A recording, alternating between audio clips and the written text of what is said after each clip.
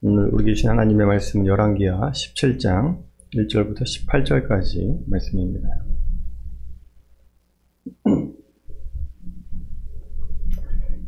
열왕기하 17장 1절에서 18절까지 말씀 한 절씩 교독하고 마지막 절 함께 읽겠습니다.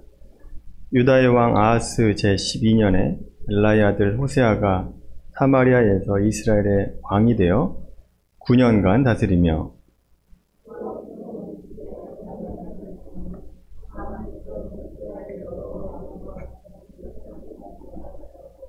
아수르의 왕 살마네셀이 올라오니 호세아가 그에게 종이 되어 조공을 드리더니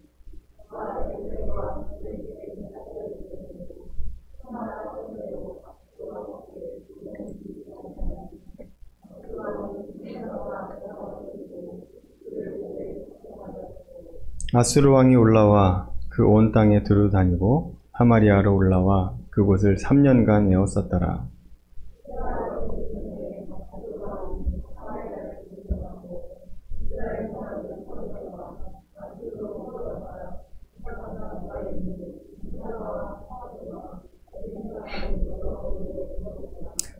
이 일은 이스라엘 자손이 자기를 애굽 땅에서 인도하여 내사 애굽의 왕 바로의 손에서 벗어나게 하신 그 하나님 여호와께 죄를 범하고 또 다른 신들을 경외하며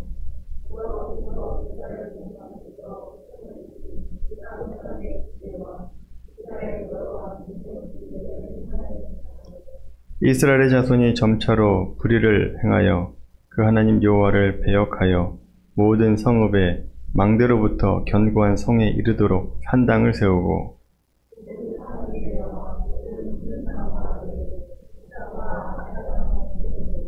또 여호와께서 그들 앞에서 물리치신 이방 사람같이 그곳 모든 산당에서 분향하며 또 악을 행하여 여호와를 경노하게 하며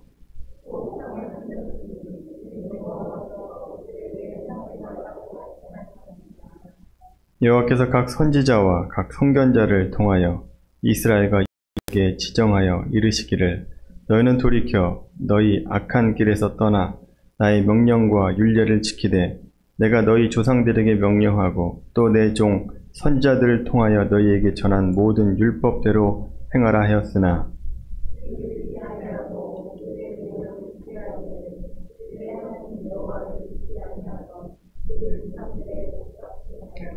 여호와의 율례와 여호와께서 그들의 조상들과 더불어 세우신 언약과 경계하신 말씀을 버리고 허무한 것을 뒤따라 허망하며 또 여호와께서 명령하사 따르지 말라 하신 사방 이방 사람들을 따라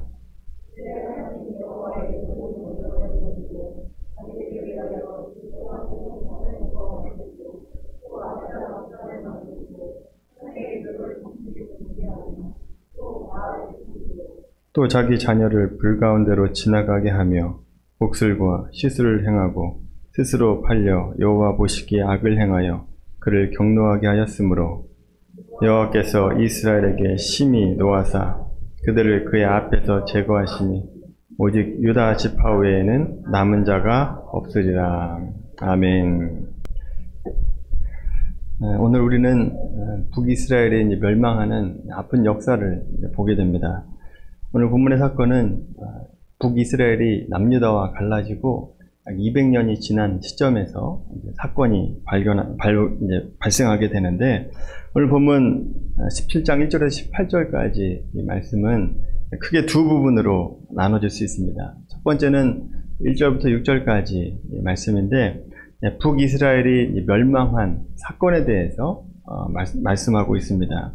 호세아가 주전 730년에 18대 왕이었던 베가 왕을 죽이고 자기가 왕의 자리에 앉게 됩니다. 왕의 자리에 앉고 이제 그 나라를 다스리다가 얼마 안 있어서 아수르 왕에게 다시 이제 침공을 받게 되고 해마다 조공을 바치겠다라고 약속을 하고 아수르 왕이 이제 돌아가게 됩니다. 자, 그런데 호세아 왕은 아수르를 섬기고 싶은 마음이 없었습니다. 그래서 어떻게 하면 이 아수르의 손아귀에서 벗어날 수 있을까 고민을 하다가 결국 생각해낸 것이 이집트의 소라고 하는 왕에게 찾아가서 우리가 동맹을 맺어서 반아수르 동맹을 맺고 우리가 아수르에게 대항해보자 라고 약속을 하게 됩니다. 자, 그렇게 동맹을 맺고 아수르에게 조공을 바치지 않으니까 아수르 왕이 화가 나서 대군을 거느리고 북이스라엘을 쳐들어오게 됩니다. 그렇게 와서 북이스라엘을 거의 완전히 장악을 하게 되고 수도 사마리아만 남겨놓고 그 사마리아를 3년 동안 포위를 해놓고 굶겨 죽이는 작전을 펴게 됩니다. 그래서 결국 721년, 주전 721년에 아수르의 사르곤 2세에 의해서 사마리아가 완전히 멸망하게 됩니다. 두 번째 부분은 7절부터 18절까지 말씀인데, 앞에서 북이스라엘이 멸망한 사건을 말씀하고 나서 7절부터 18절까지 말씀해 보면 북이스라엘이 왜 멸망했는가 그 이유에 대해서 말씀을 해주고 있습니다. 일반 역사가들은 북이스라엘이 멸망한 이유에 대해서 여러 가지 말들을 합니다. 예를 들어서 예나 지금이나 한 나라가 성장하느냐 아니면 후퇴하느냐의 그 운명은 주변 강대국들과의 관계 속에서 누구와 동맹을 맺느냐에 따라서 나라가 흥망성쇠가 결정이 되는데, 결국은 북이스라엘 왕의 호세아 왕이 애굽과 동맹을 잘못 맺어서 나라가 망했다라고 이야기하는 역사학자들이 있고, 또 호세아가 정치적 감각이 없어서 망했다라거나 또 국제적인 정세를 볼 수 있는 눈이 호세아에게는 없었기 때문에 망했다라고 여러 가지 이유를 대면서 망한 이유에 대해서 얘기를 합니다. 그러나 열왕기 말씀을 쓴 이 역사가의 눈에는 멸망의 이유가 명확합니다. 다른 이야기하지 않는다라고 하는 거죠. 오늘 보면 7절부터 18절에도 자세하게 그 이유가 나오고 있는데, 오늘 본문 말고 다른 곳에서 말씀하시는 북이스라엘 멸망 이유에 대해서 말씀하시는 곳을 한번 찾아보도록 하겠습니다. 열왕기하 18장 12절 말씀입니다. 뒷장으로 넘겨보시면 열왕기하 18장 12절 말씀이 나오는데, 히스기야 왕에 대한 이야기를 하다가 갑자기 북쪽 이스라엘이 왜 멸망했는가를 말씀합니다. 이는 그들이 하나님 여호와의 말씀을 듣지 아니하고 그의 언약과 여호와의 종 모세가 명령한 모든 것을 따르지 아니하였음이더라 라고 얘기하고 있습니다. 그러니까 북이스라엘 멸망한 이유는 다른 이유가 있는 것이 아니라 하나님 말씀을 듣지 않고 그래서 우상을 섬겼다 라고 하는 것 때문에, 그 죄 때문에 멸망했다 라고 명확하게 말씀해 주고 있습니다. 이처럼 성경은 한 인간이나 한 나라의 멸망 이유에 대해서 다른 곳에서 찾지 않고 죄 때문이다라고 말씀을 합니다. 자, 그러면 북이스라엘 백성들이 어떻게 우상 숭배로 빠졌는가라고 하는 것을 한번 보면 9절 전반부의 말씀을 보시면 중요한 단어가 하나가 나옵니다. 이스라엘의 자손이 점차로라고 한 단어가 나옵니다. 점차로. 한 번에 바뀐 것이 아니다라고 하는 거죠. 점점 좋아지지 아니하고 점점 나빠졌다라고 하는 겁니다. 그래서 점점 우상 숭배하는 나라로 변질되어 갔다라고 하는 거죠. 오늘날 예수 믿는 사람들도 종종 착각하는 것 중에 하나가 이겁니다. 예수를 믿기로 결심을 하면 시간이 지나면 자연적으로 신앙이 좋아지겠다라고 착각을 합니다. 그러나 여러분, 우리의 신앙은 저절로 좋아지지 않습니다. 저절로 성숙되지 않는다라고 하는 거죠. 그냥 두면 오히려 점점 나빠집니다. 왜냐하면 우리는 예수님을 영접하면 새 사람이 되고 새로 탄생하게 되는데, 새로 탄생할 때 장성한 사람으로 탄생하는 것이 아니라 영적인 어린아이로 탄생을 하게 됩니다. 영적인 어린아이의 특징은 영적인 것에 대해서 모르고 있다라고 하는 거죠. 잘 알지 못합니다. 모르기 때문에 배워야 되고 훈련해야 되고 영적인 양식을 먹고 자라나야 된다라고 하는 거죠. 그렇게 훈련하고 연습하지 않으면 옛 성품이, 우리의 몸에 습관이 되어 있는 옛 성품이 자꾸 나오면서 결국은 믿음으로 고백을 했음에도 불구하고 예전의 모습 그대로 살아가면서 점점 신앙이 안 좋아질 수 있다라고 하는 거죠. 따라서 깨어 근신하며 하나님 앞에 부끄럽지 않은 삶을 살려고 노력하지 않는다라고 한다면 우리의 신앙은 점점 나빠질 수밖에 없습니다.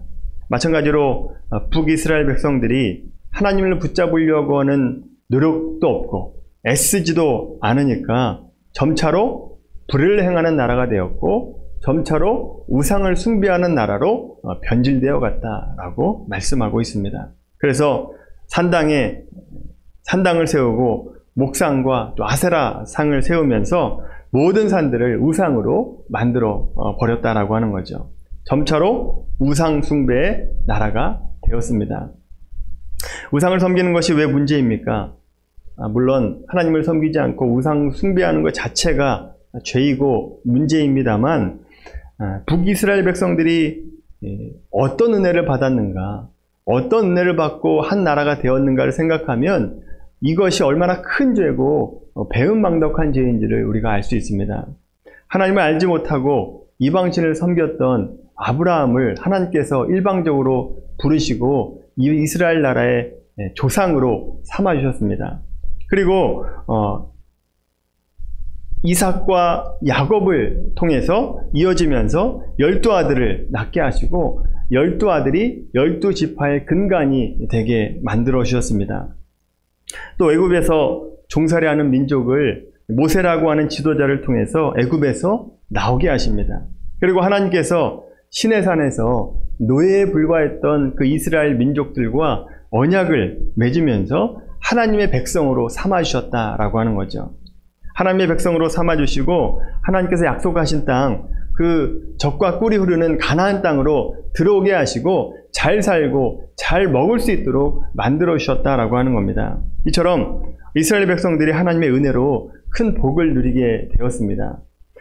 이 중에 가장 큰 은혜라고 한다면 아브라함을 일방적으로 부르신 것도 은혜입니다만 하나님께서 이스라엘 백성들과 시내산에서 언약을 맺은 거, 이 언약 맺은 게 얼마나 큰 은혜인지 모릅니다. 절대다이신 하나님께서 사랑과 약속을 해서 스스로 얽매일 이유가 뭐가 있겠습니까? 그런데 사랑의 마음을 가지고 눈높이를 낮추시고 이스라엘 백성들에게 다가가셔서 내가 너와 언약을 맺겠다라고 약속하고 계십니다. 그리고 내가 너희와 약속한다. 나와 맺은 그 언약을 잘 지키면 너희가 복을 받을 것이다 라고 하는 축복의 말씀을 해주십니다. 신학적으로 보면 이 이스라엘 백성들은 오늘날로 얘기하면 한 교회를 상징하고 있는 겁니다. 한 교회로 부름받았다라고 하는 거죠. 교회로 부름받았으면 뭘 해야 되는가 하면 교회로서의 역할을 해야 된다라고 하는 거죠. 예를 들어서 이스라엘 백성들이 해야 될 가장 큰 사명이라고 하면 하나님의 선택과 축복받은 민족으로서 말씀을 지켜 순종하면서 하나님께서 주시는 복을 받으며 누리면서 살아가고 또 이방 사람들에게 하나님을 믿는 사람들이 어떻게 다른가 라고 하는 모습을 보여줘야 된다라고 하는 거죠. 이것이 이스라엘 백성들이 갖고 있는 중요한 특권이고 당연히 해야 될 사명이었습니다. 그런데 이스라엘 백성들이 어떻게 행했습니까? 하나님의 은혜를 수도 없이 받았는데도 불구하고 하나님의 은혜를 잃어버리고 사명 감당하지 않게 되죠. 우리는 하나님의 언약이 필요 없다, 이렇게 거부를 한 겁니다. 보이지 않는 하나님을 섬기는 것보다 보이는 이방의 신들을 믿는 게 더 낫다라고 생각을 해서 세상의 욕심을 채워주고 자신의 욕심을 채워주는 이방 신들을 따라 섬기는 민족이 됐습니다. 우리나라 같으면 눈에 보이지 않는 하나님을 믿기보다는 눈에 보이는 우상을 섬기는 게 훨씬 더 편한 것처럼 그렇게 살아가죠. 예를 들면 무당이 구술하면서 신을 접하기 위해서 온갖 행위를 하다가 신이 접하면 눈이 뒤집어지다가 또 어떤 사람의 과거를 맞추다 보니까 그렇게 현혹이 되어서 그 사람들을 무당을 쫓아 살아가는 모습, 그 모습으로 살아갔던 것이 이스라엘 백성들이었다라고 하는 거죠. 눈에 보이지 않는 것보다 보이는 것을 쫓아가는 삶을 살았습니다. 결국 이스라엘 백성들은 영적인 마음이 어두워져서 눈에 보이는 것을 의지하고 따라가게 되었다라고 하는 거죠. 그렇게 하나님과 맺은 언약을 잊어버리고 하나님 백성으로서의 삶을 살지 않으면 어떻게 되는가 하면 하나님께서 바로 포기하지 않았습니다. 바로 포기하지 않고 선지자들을 때마다 보내주시고 또 나라의 큰 어려움을 경험하게 하시고 반란을 경험하게 하면서 너희들이 지금 잘못 가고 있다. 다시 돌아와야 된다. 라고 하는 것을 몇 번이나 경고하고 경고를 해주셨습니다. 그런데도 깨닫지 못하니까 이스라엘 백성들의 사명을 감당하지 못하고 계속 그렇게 살아가니까 더 이상 두고 볼 수가 없게 됐습니다. 그래서 정해진 시간이 다 되어서 하나님께서 북이스라엘 백성들을 아수르의 손에 의해서 완전히 멸망을 시키게 됩니다. 참으로 안타까운 일이죠. 역사에서 사라지는 민족이 돼버립니다. 그런데 여러분, 안타까운 것은 이 북이스라엘 백성들만의 문제가 아니다라고 하는 겁니다. 이 죄가 단지 북이스라엘 백성들만의 죄가 아닌 것이 문제다라고 하는 거죠. 성경이 참으로 영적이고 가치 있다라고 하는 것을 새삼 깨닫게 되는 때는 언제인가 하면 이 성경의 사건이 오늘날로부터 2000년, 4000년 전의 이야기인데도 불구하고 그 사건이 오늘날에도 동일하게 나타나고 있다라고 하는 것을 볼 때마다 깜짝깜짝 놀라게 됩니다. 오늘날 우리나라 기독교인들과 교회가 하나님의 풍성한 은혜를 경험했음에도 불구하고 오늘날 어떻게 살아가고 있습니까? 하나님을 따르기보다는 보이는 세상을 따라 살아가고 있다라고 하는 겁니다. 이 세상 사람들이 좋아하고 목적하는 것들, 꼭 지위와 명예와 권력과 부, 이런 것들을 하나님보다 더 귀하게 여기고 있고 그것들이 나에게 행복을 줄 것이다 라고 생각하면서 그것을 목적하면서 살아가고 있습니다. 그래서 자기 자신의 지위, 명예, 부, 권력, 이것을 위해서라면 자신의 모든 것을 아끼지 않고 투자합니다. 그런데 존귀하신 하나님 나라를 위해서는 쓰는 데는 인색한 것이 그리스도인의 모습이다라고 하는 거죠. 그렇게 하나둘씩 양보하다가 점차로 하나님이 없어지게 되고 세상의 방법과 문화만을 즐거워하는 인생이 되는 겁니다. 물론 우리나라는 이스라엘 백성들과 같이 하나님과 언약 맺은 백성이 아니지 않습니까? 이렇게 반론할 수 있습니다. 그러나 하나님께서 그렇게 직접 부르지 않았음에도 불구하고 우리나라는 얼마나 큰 복을 받았는지 모릅니다. 지구상에 아직까지 예수님을 듣지 못한 사람들이 아직 있습니다. 또 예수님이 들어간 나라가 있죠. 선교사를 통해서 그 나라의 복음이 전파됐습니다만 곧 없어지는 나라가 있습니다. 그러니까 복음이 뿌리를 내리지 못하는 나라가 있다라고 하는 거죠.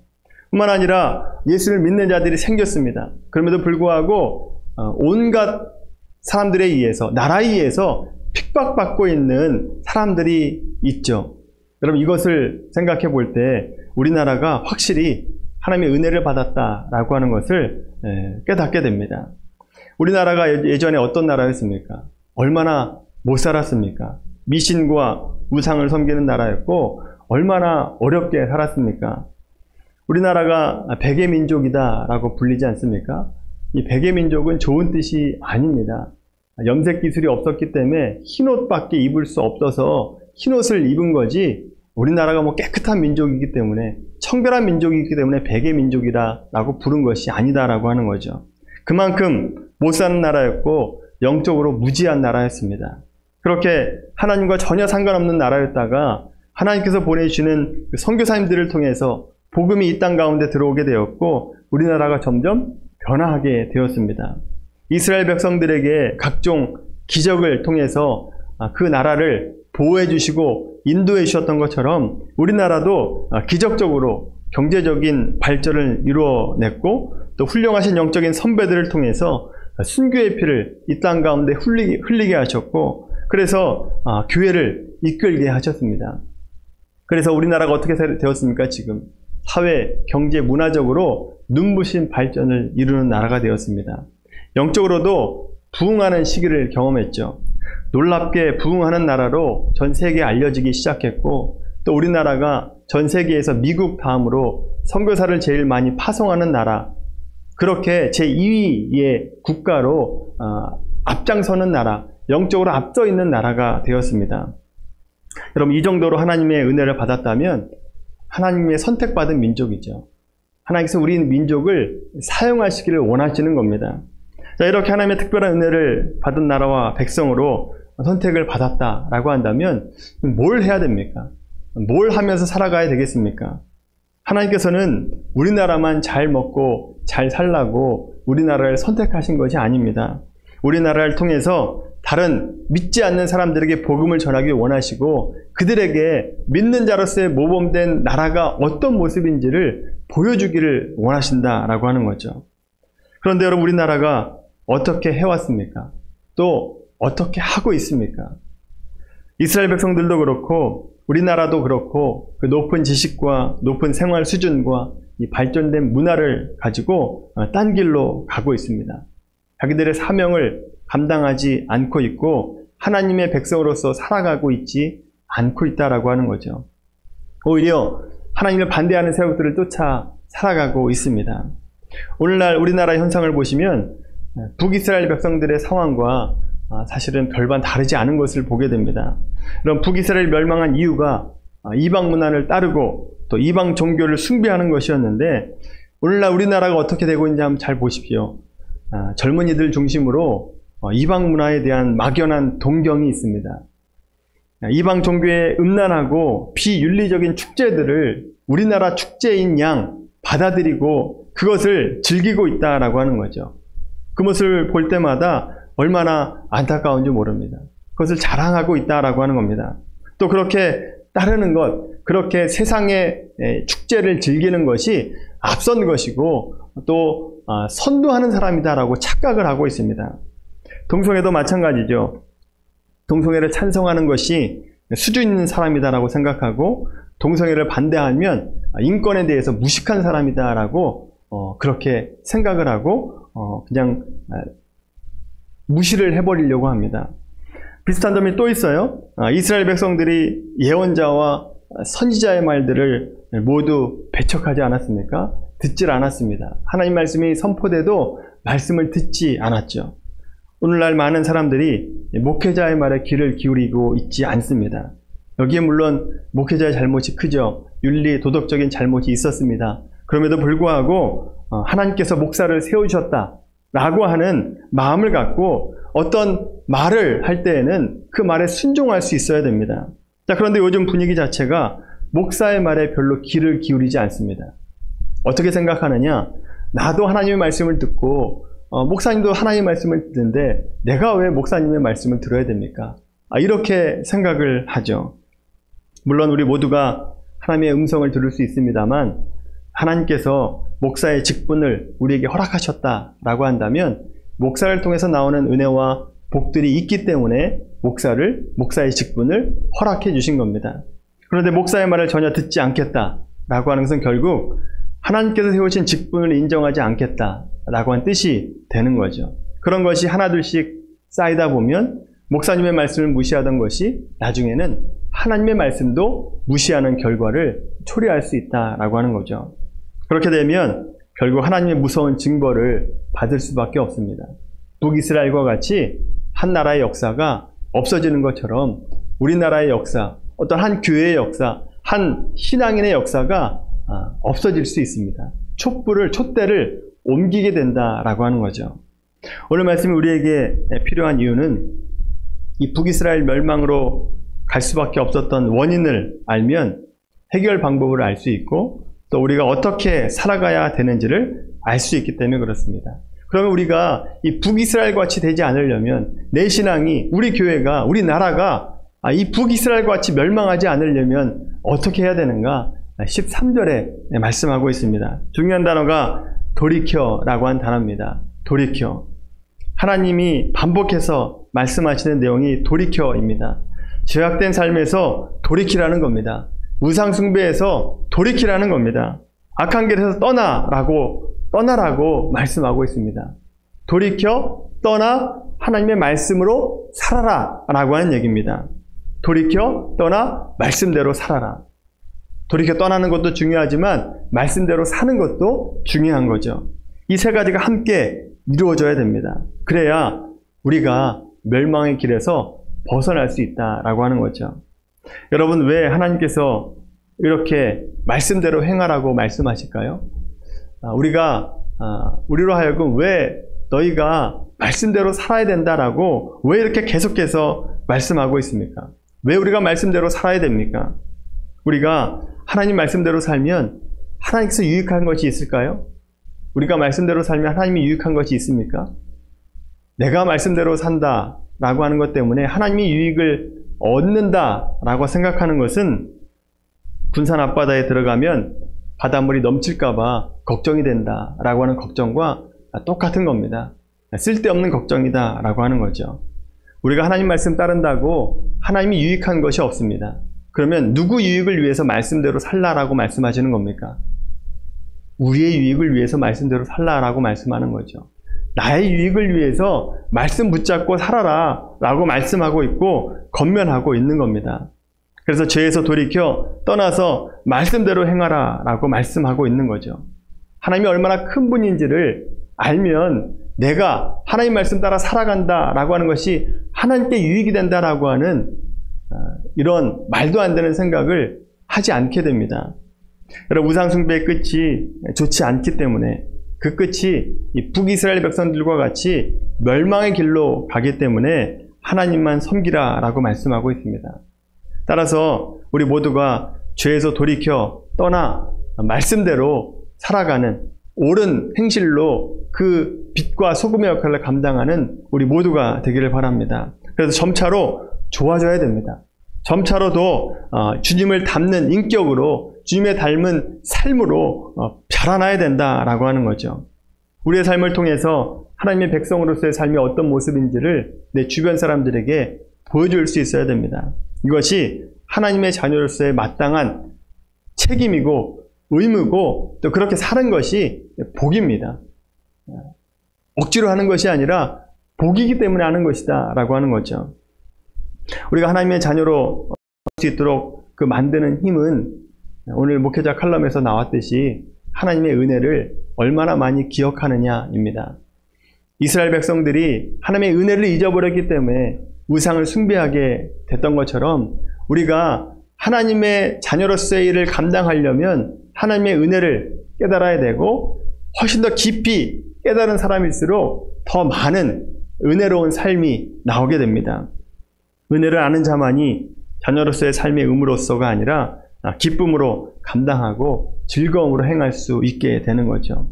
그렇게 기쁨으로 다른 사람을 섬기고 희생할 때 세상 사람들은 우리의 모습을 통해서 예수 믿는 자의 모습이 어떤 모습인지를 보게 되고 또 감동을 받게 됩니다. 오늘 우리가 오해하는 것 중에 하나가 하나님의 자녀다움을 보여야 된다라고 하는 말을 오해를 해서 내가 어떻게 하면 하나님의 자녀다움을 보일까라고 행동을 할 때 이렇게만 행동을 하려고 합니다. 식사 전에 기도하고 또 회식할 때 술잔을 거부하고 또 아침 업무를 시작하기 전에 큐티를 하는 모습, 이 모습으로 하나님의 자녀다움을 보여야 된다라고 생각을 합니다. 물론 그렇게 하는 것도 거룩한 삶이고 용기가 필요합니다. 그렇게 사는 것이 잘못됐다라고 말씀하는 게 아닙니다. 그런 게 필요하죠. 그런데 그런 모습을 보여서는 세상 사람들이 감동하지 않습니다. 그냥 저 사람이 예수 믿는 사람이구나 라고 하는 정도만 알게 하는 것이지 감동받지는 않는다라고 하는 거죠. 우리가 세상 사람들을 감동시키려면 어떻게 해야 되느냐? 섬기고 희생해야 됩니다. 세상 사람들이 안 하려고 하는 일들을 내가 솔선수범해서 하고 섬기는 모습을 통해서 믿지 않는 사람들이 감동을 하고 믿는 사람들의 모습이 이렇게 다르구나 라고 하는 것을 알게 되는 거죠. 그렇게 사람들을 감동시키는 교인들이 모인 교회다라고 한다면 영향력이 없을 수가 없죠. 영향력이 강력하게 됩니다. 여러분, 우리 모두가 예수 믿는 자답게 살아가게 되길 바랍니다. 그렇게 살아가기 위해서 내가 어떤 은혜를 받았는지 매일매일 되새겨 보시기 바랍니다. 내가 어떻게 부름받았고 내가 지금까지 어떤 은혜를 받고 살아왔는가, 그 은혜를 하나둘씩 헤아려 보시길 바랍니다. 또 하나님께서 나에게 맡겨주신 일이 무엇인지를 한번 생각해 보십시오. 은혜를 주셨다면 거저 준 것이 아니라 그 일을 통해서 뭘 하기를 원하시는가, 나에게 어떤 목적을 주셨는가, 그 목적을 생각해 보십시오. 그래서 목적대로 살고 말씀대로 순종하며 살아가는 우리 모두가 되기를 바랍니다. 물론 한 번에 될 리가 없습니다. 한 번의 순종으로 모든 것이 완성됐다라고 얘기할 수 없습니다. 하루하루 최선을 다해서 사명 감당하려고 노력하고 그 하루 해야 될 일들에 순종하는 삶이 매일매일 반복될 때에 그때 점차로 우리가 좋아지게 되고 하나님과 사람들에게 사랑받는 삶이 될 수 있습니다. 그렇게 살아가는 우리 미랄 가족들이 되길 바랍니다. 하나님께 사랑받으시고 우리 주변 사람들에게도 사랑받는 미랄 가족들이 되기를 예수님의 이름으로 간절히 축원합니다. 기도하겠습니다. 하나님, 북이스라엘 백성들이 하나님을 버리고 우상을 숭배함으로 인해서 결국 비참한 마지막을 맞이하는 역사를 우리가 보게 됩니다. 우리가 말씀을 통해서 보았으니 우리도 똑같은 실수를 저지르지 않게 하시고 어찌하든지 간에 하나님께로 돌이켜 하나님의 말씀대로 살아갈 수 있도록 우리를 인도하여 주시고 또 우리 스스로도 결단하게 하여 주시옵소서. 특별히 예수님께서 우리에게 보여주셨던 희생과 섬김의 모습을 통해서 우리도 그 모습을 세상 사람들에게 섬기고 희생하는 모습으로 보일 수 있도록 도우시고 우리의 모습을 통해서 예수님의 성품을 알게 하시고 예수님이 어떤 분인지를 알게 하는데 우리를 사용하여 주시고 우리를 통하여 역사하여 주시옵소서. 한 번 더 기도할 때 여러분 아픈 부위에 손을 얹고 기도하시고 또 영적인 아픈 부분 또 간절한 기도 제목이 있는 분들은 가슴에 손을 얹고 기도하기 원합니다. 하나님께서 여러분 마음 가운데 기도 제목을 응답해 주실 것을 믿고 소망하면서 기도하겠습니다. 하나님, 우리 아픈 몸과 아픈 영혼을 위해서 우리의 손을 얹고 기도합니다. 우리가 할 수 없는 일들, 사람의 힘으로 할 수 없는 일들이 얼마나 많은지 모릅니다. 그래서 하나님 앞에 엎드리고 간구합니다. 모든 아픈 부위가 성령의 능력으로 치유되게 하여 주시옵시고 하나님의 능력이 오른손으로 안수하여 주셔서 사람이 할 수 없는 것들이 하나님의 능력으로 응답되게 해주시고 고침받게 하여 주시옵소서. 또 간절한 기도 제목을 가지고 소원하는 간절하게 기도하는 성도들이 있습니다. 그 기도의 제목들에 응답하여 주시옵시고 그 기도 제목의 응답을 통해서 하나님의 일하심을 경험하게 하여 주시옵시고 모세가 수많은 기적들을 경험했던 것처럼 우리의 삶 가운데도 우리의 인생 가운데서도 수많은 기적들을 경험할 수 있는 복된 인생이 될 수 있도록 은혜 내려 주시옵소서. 감사하며 살아계신 예수님의 이름으로 기도하옵나이다. 아멘.